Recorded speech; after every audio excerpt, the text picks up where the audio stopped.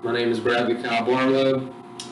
This video is a presentation on my project for Natural Resources Rec and Eco, property line maintenance on the Christmas tree track. A little bit of detail about this project. It involved maintaining and reestablishing the 3,089-foot border of the Christmas tree track. It's the easternmost border. Hat Creek runs the entire length of it. Hat Creek kind of wavers off to the east of the border there at the back 2,000 feet. I had 3 stakeholders involved in this. The ABAC Foundation, obviously, and Dr. Lane and Mr. Hall. Mr. Ashley Johnson shared the northernmost 2,043 feet, and Mr. Jeremy Mullis represented Mr. Herman Carr, who shared the first 1,043 foot of the border. My primary goal was to provide everybody involved with a clear distinction and understanding of the shared boundary line. 5 objectives I had to meet this goal were: 1, to use a survey plat to find the most accurate interpretation of the boundary I could. 2, to remove overgrown vegetation on the fire break so that it's passable by ATV. 3, I wanted to place flagging, T-posts, iron pins, wooden stakes, whatever it may be, at certain intervals down the fire break to indicate it, where the boundary for ABAC and the adjacent landowner was. I also wanted to access the legal easement shared by the 3 stakeholders and give them information on that easement. And the 5th objective was to establish a connection between ABAC faculty and adjacent landowners so they could discuss joint natural resource management objectives. The first objective here, I wanted to use a survey plat to find the most accurate depiction of the border, so I connected with the stakeholders, and Dean Mark Kistler for the School of Ag and Natural Resources provided me with a picture of a plat.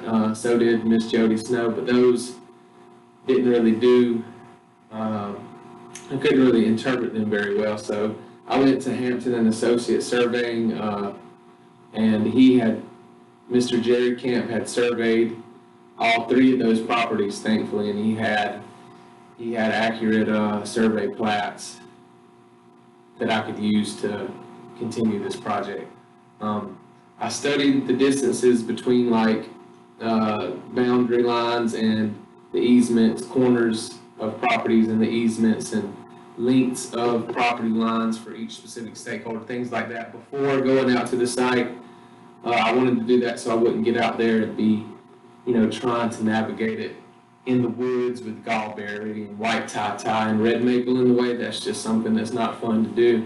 And then I converted some of the degrees, minutes, seconds values that the surveyors created to azimuths so I could use my compass to navigate the most accurate way possible.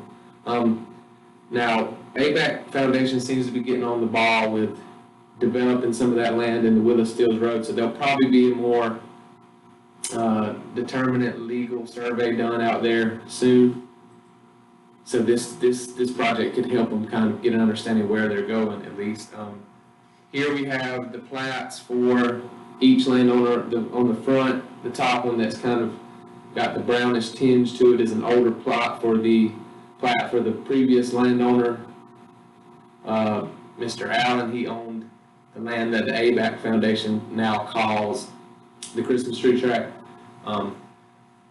Mr. Jerry Camp with Hampton Associates provided that to me, and he provided me with Mr. Ashley Johnson's and Mr. Herman Carr's plat also, so I could get a fairly accurate depiction of that boundary line. The second objective I had was removing the overgrown vegetation from the fire break boundary line to make it navigable by an ATV or walking, and just so you could get down there and walk it and see, just have access to it. I used a pole saw, loppers, a machete, a tractor equipped with a mower to remove all overgrown vegetation on the fire break. I tossed all the vegetation to the side into the woods where it's out of the way, you can't see it. It's aesthetically, it looks nice, and you're not worried about driving over it or stepping on it.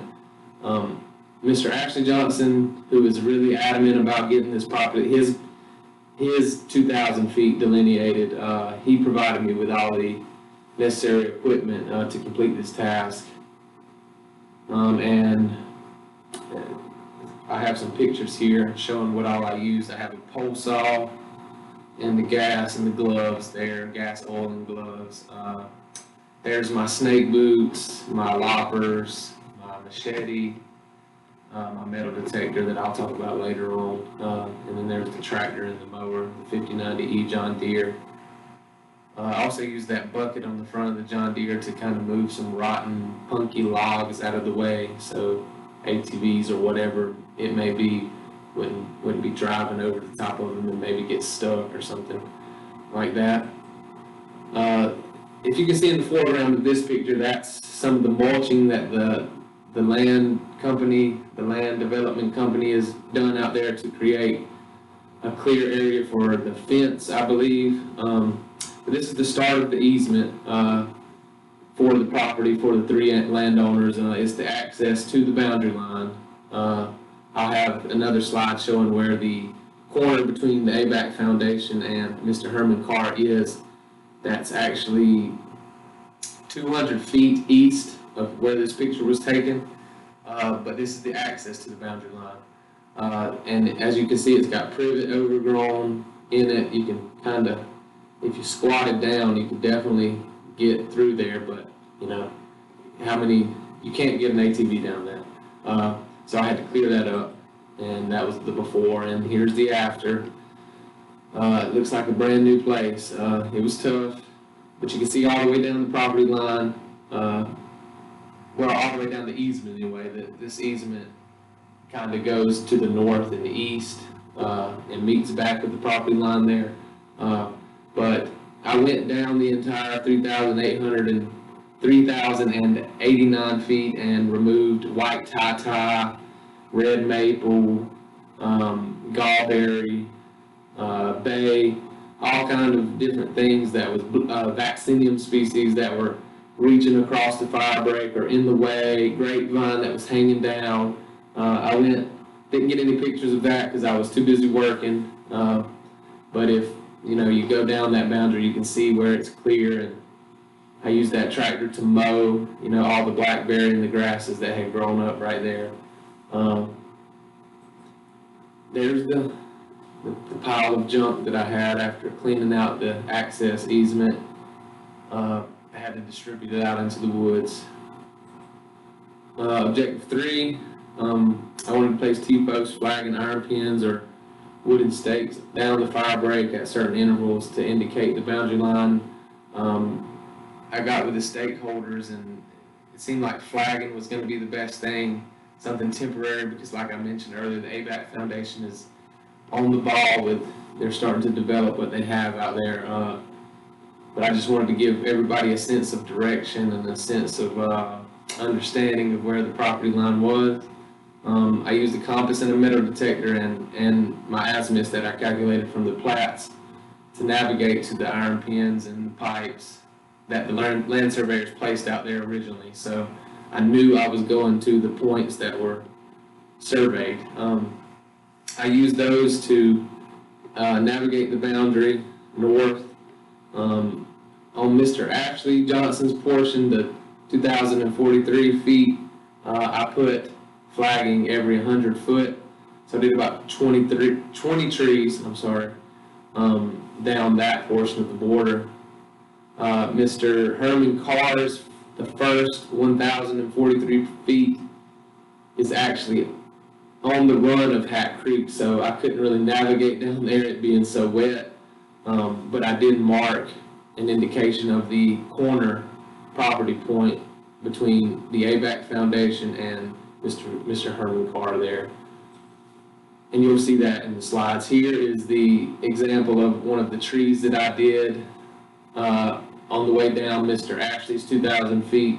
Mr. Ashley and ABAC's 2,000 feet. I just used some pink flagging and wrapped it around 5.5, 6 foot up the tree, you know, made it, you know, gave plenty of length to it so it could flow and it could be visual. You could see it out there in the woods if you were walking. This is what I was referring to earlier. That's Willis Stills Road there on the picture on the right in front of you. That's Willis Stills Road, running left to right from Tift County to Irvin County. That's the Hat Creek Bridge. You can barely see the guardrail there. But that's the point that I marked with the flagging is down into the creek. But I was depicting there where the corner for ABAC and Mr. Herman Carr was, about 200 feet west of there is where the easement begins. Objective 4, I wanted to access the legal easement through the courthouse and share the information that I got on it with the landowners so they know, you know, the ins and outs of what the easement means and the things that it involves. I went to Tift and Irvin County courthouses because that line is more or less the county line. So Mr. Ashley and Mr. Herman Carr's property is in Irvin County, and ABAC Foundation property is in Tift County. I recorded that information, and I'm going to provide it to the landowners.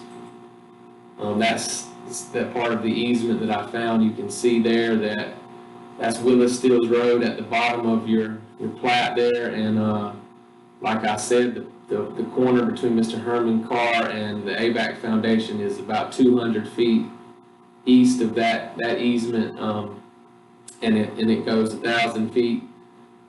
The easement is about 1,000 feet, and it wavers to the north and east and meets back with the property line there. Signed originally by Mr. Allen, who owned what is now the Christmas tree tract, Mr. A.A. Childs, who owned what is now Mr. Ashley Johnson's property, and Mr. Herman Carr.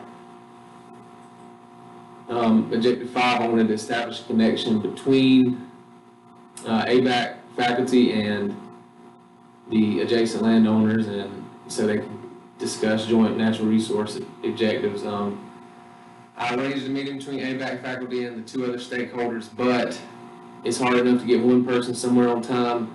Everybody's schedules began to conflict, so it never happened, but I did record everybody's name, phone number, email address, and home address, and you know, I'm gonna give it to the stakeholders so they can establish a line of communication between each other and discuss joint management practices. That concludes my project presentation. Thank you for your time. Last, here we have a picture of a adolescent or a baby gopher tortoise. I'm not sure, I'm not a wildlife guy. I know it's a gopher tortoise, I don't know the life stage or, you know, life cycle of it. It's about as big as a slash pine cone. That may tell you something. But I found it on that boundary, on the easement. So on ABAC property, it was digging its little hole, or, you know, practicing digging a hole. I think that's another reason that landowners should discuss joint management objectives, because that gopher tortoise doesn't know where the boundary line is. He's not looking for that flag, and he'll be over on Mr. Carr's property, or Mr. Johnson's, or ABAC's property. So I enjoyed seeing that, and I think the wildlife people, you know, just to know that there's a new generation of gopher tortoise out there, and you've got a population that's reproducing, that's a positive. But again, I thank y'all for attending my presentation, and have a nice day.